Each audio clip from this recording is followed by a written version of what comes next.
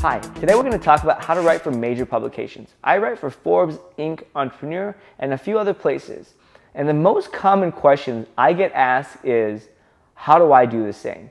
Well, I'm kind of tired of answering it. So I'm going to record this video to hopefully answer the question once and for all. But before I get into my tips and how to actually write for these places, I want to ask you a question.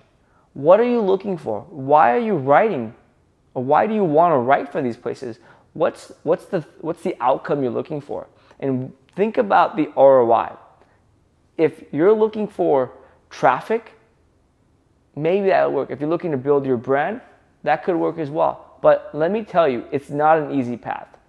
All right, now that we got that disclaimer out of the way, I'm going to show you a few tips and how to actually go through this. So first and foremost, do not go directly to Forbes, Inc., Entrepreneur, whatever major publication, because you're probably not qualified. Also, don't ask people like myself or other writers for introductions, because the answer is usually going to be no. If you want to do this, you have to build your profile. You have to build your writing resume. So here's the ways to do it. First and foremost, become some sort of credible source. Usually the easiest way is to start a blog. So I write for my own blog. Then the next step is to write for another blog that's not yourself. So a third-party blog, considered a guest post. Any site will do. Anyone that will have you is better than nothing. So the first thing you want to do is actually write for any other site. The easiest way to do it is Google your industry blog and then plus quotations guest post. And you'll probably find a few blogs that are accepting guest posts. Pitch those guys.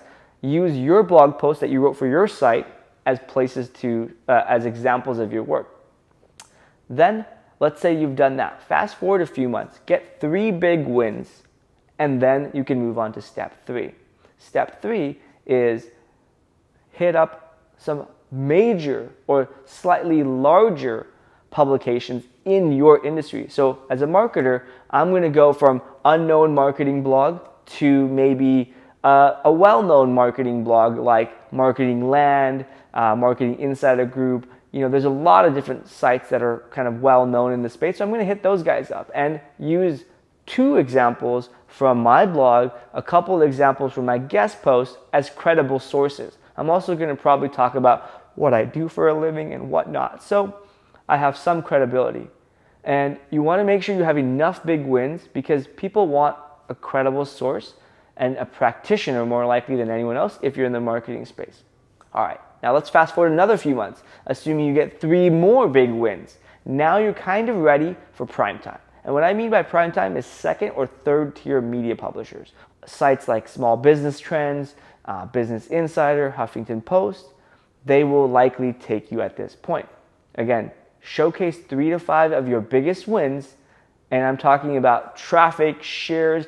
That's what's going to get their attention, and pitch them. Now, at this point, you probably just can't cold pitch them and get accepted. You might need an intro, or you might need to just find out who the editor is and hunt them down, meaning don't pitch a tech editor about your philanthropy column. Nobody cares. You pitch the right business person or the right category.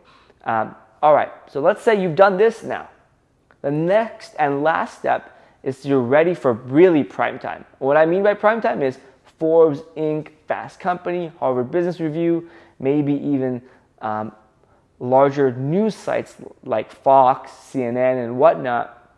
And you're going to follow the same step as last time, but you're going to use all of your best content. You want to now kind of round your profile out. You want to have some really big wins and of traffic and shares from any of the places you've blogged. You want to have at least one credible source that they consider credible. So the tier 2 sites like Huffington Post or Business Insider, you want to have at least one example, and you want to have at least one thought leadership piece that's more than just traffic, shares, or a nice name, something that showcases you actually know what you're talking about. Make sure your pitch is super short, and I'll talk about how to craft the perfect pitch in separate videos, but that's exactly how you can get to the top. Now, if you want to build relationships with people, that can help you get there quicker, but don't ask for a favor up front.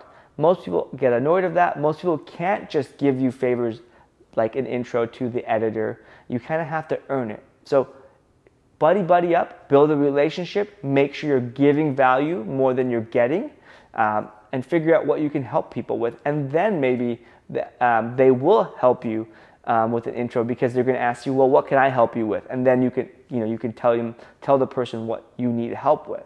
That's it, guys. That's exactly how to do it. Now, just a quick disclaimer again, the time frame for this is not a couple weeks. It's not a month or two. This takes 12 to 18 months minimum to get the value.